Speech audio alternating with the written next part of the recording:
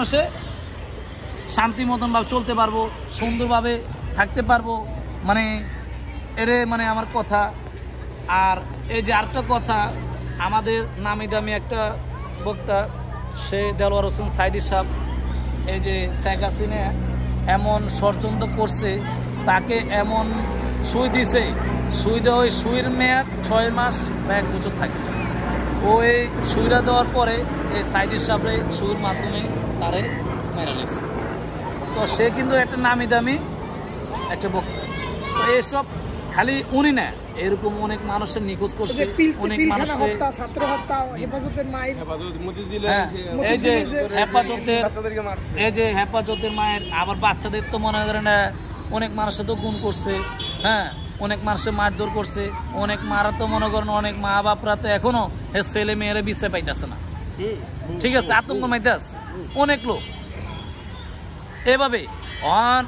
আপনি যার ছেলে মেয়েরা যারা মারা গেছে, ওনার ছেলে মেয়েরা ওনার বাপ মারা জানে আমার ছেলেটা যে এই মানে কোথায় আছে কি আছে, আসলে কিন্তু গুম করে লাইছে, বা মাইরা লাইছে। আয়নাঘরটা, হ্যাঁ, আয়নাঘর দেখছেন, আয়নাঘরে কিভাবে চেয়ার, ইলেকট্রিক শর্ট চেয়ার, এই যে আপনার আয়নাঘরে যে চেয়ারগুলো দেখছি, চেয়ারগুলো দেখছি, মানে এটা এমন ভয়ঙ্কর করছে, সে মনে করেন যেগুলা মানে আয়না মানে ওই জায়গা টর্চার করে মারা লিখবো। ওই চেয়ারের মধ্যে কি করবো জানি আয়না, ওই আসামিরে বসায় কি করবো, বানমন দিব দিয়া, মনে করে দিয়া কি করবো জানি, মানে গরম রড ইয়ে করবো গইরা, মানে টর্চার করবো, পেলা যে নকুড়া লাইব, মানে কথা বার করে কি করবো, মারা লিখবো। ঠিক আছে, কি কথা বের করবে, মানে যেমন কিছু মানে ওরা দিয়া ওই লোকটার দিয়ে কিছু কাজ করাইছে, এমন কাজ করাইছে, মানে সরকারে এমন কাজ করাইছে, ভবিষ্যতে দেখা গেল হঠাৎ করে এমন এক ওরা দইরা মানে কথা বার করবো, এই জন্য ওরা কি করছে, ওইখানে নিয়ে গুণ করে লাইছে বা মাইরা লাইছে। ঠিক আছে, যেন পরবর্তীতে অন্য ধরনের মানুষের সাথে কথা এগুলো যেন প্রকাশ না করতে পারে, হিসাব করছে। আমি ওরা দিয়ে কাজ করাইছি, আমি ওরে রাখলে আমার সমস্যা, হ্যাঁ আমার সমস্যা, এই জন্য আমি ওনাকে মানে আটকাইয়া মানে মাইরা লাইছি।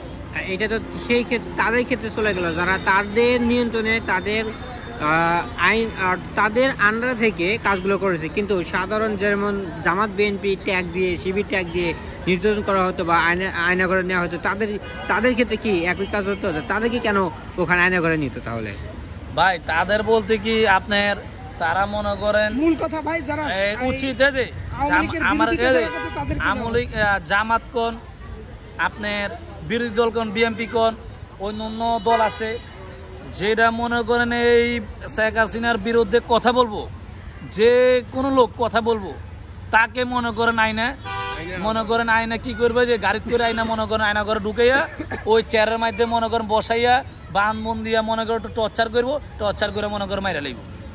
ঠিক আছে, এমন সিস্টেম করছে, এমন সিস্টেম আইনাগর তৈরি করছে। আচ্ছা, দেশে তো বিচারের ব্যবস্থা আছে, বিচার বিভাগ আছে, কেন মানুষকে ভাই আমি এই দেশের ক্রুজ ফায়ারের নামে যে হত্যা করা হলো, এই দেশের বিচার আছে, সবে আছে। তবে হ্যাঁ, এই দেশের বিচার হলো আগে ছিল, এবং কি বিচার হলো টাকাই সব মানে সমাধান করে লাই, আর ক্ষমতার জোরে মানে সবকিছু করে লাই। একটা সরকার পারে না যে মনে করেন এমন কোনো কিছু নাই। ঠিক আছে, তো এই জায়গায় বিচার আর কে করবো? আপনি বিচারটা করবো কি? এটা বিচার করতে হলে তো ওই নিজে ফাঁসবো। আপনি জীবন বাঁচান ফরজ, নাকি আপনি আরো জনের বিচার বাঁচাবেন? প্রধান বিচারপতি একে সিনহারের যে কি হালটা করলো, আরে সে তো অনেক হাল করলো। আপনার হিসাব করে দেখেন, সে আবার কত বড় অন্যায় করছে। এই বিডিআর হত্যার মামলায় মানে হত্যা করছে অনেক বিডিআর রে। মনে করেন সে একটা বিডিআর অফিসার, একটা বিডিআর বানাইতে কত যোগ্যতা লাগে, কত শ্রম দিতে হয়, কত কত মাপে টিকতে হয়, কত মানে শ্রম দিয়া সে বিডিআর বা একটা বিডিআর অফিসার হয় বা বিডিআর হয়, হ্যাঁ সেনাবাহিনী অফিসার। এখন ওই বিডিআর গুলারে সে মনে করেন মাইরা লাইছে, গুণ করে লাইছে।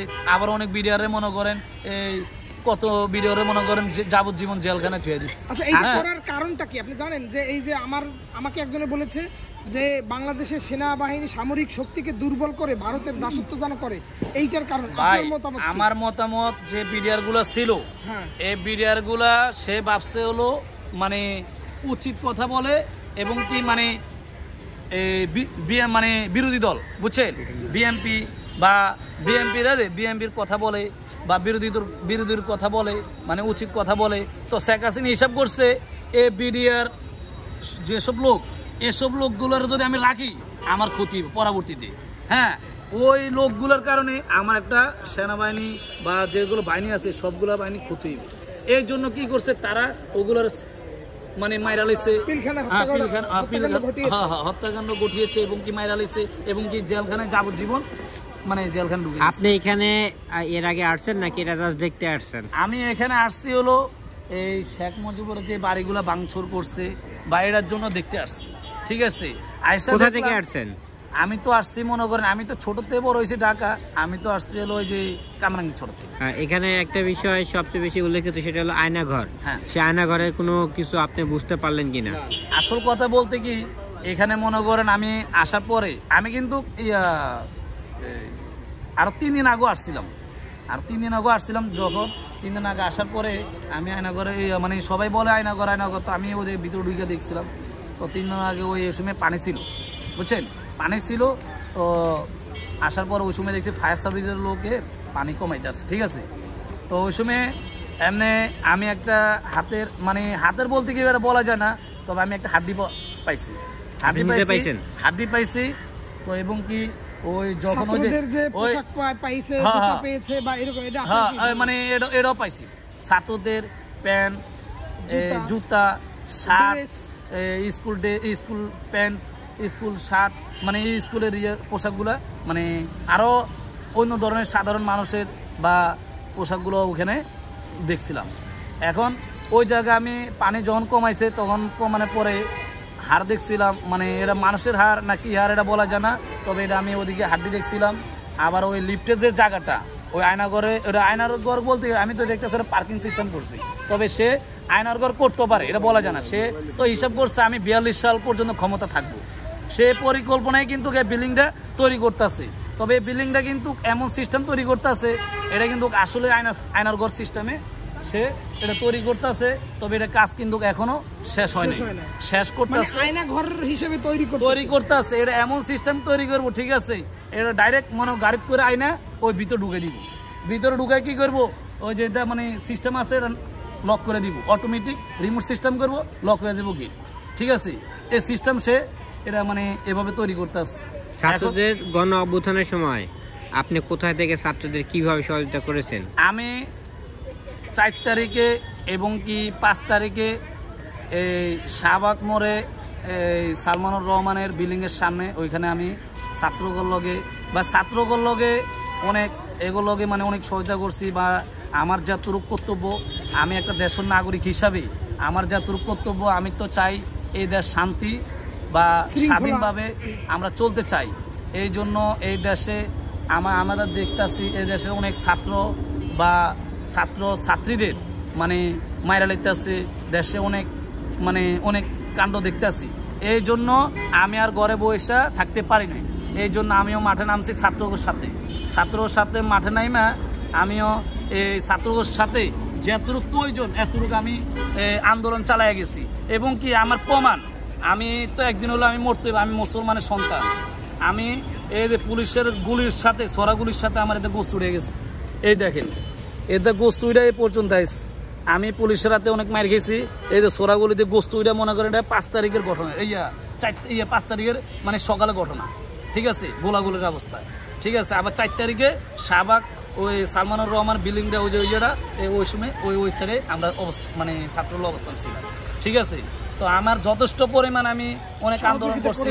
আমি দেশের নাগরিক হিসাবে আমি যতটুকু পারছি এতটুকু করছি, তবে বাকি সব আল্লাহ পাকে জানে আমার কি হইব না হইব, আমি ওই পরিকল্পনা নিয়ে আগাই নেই।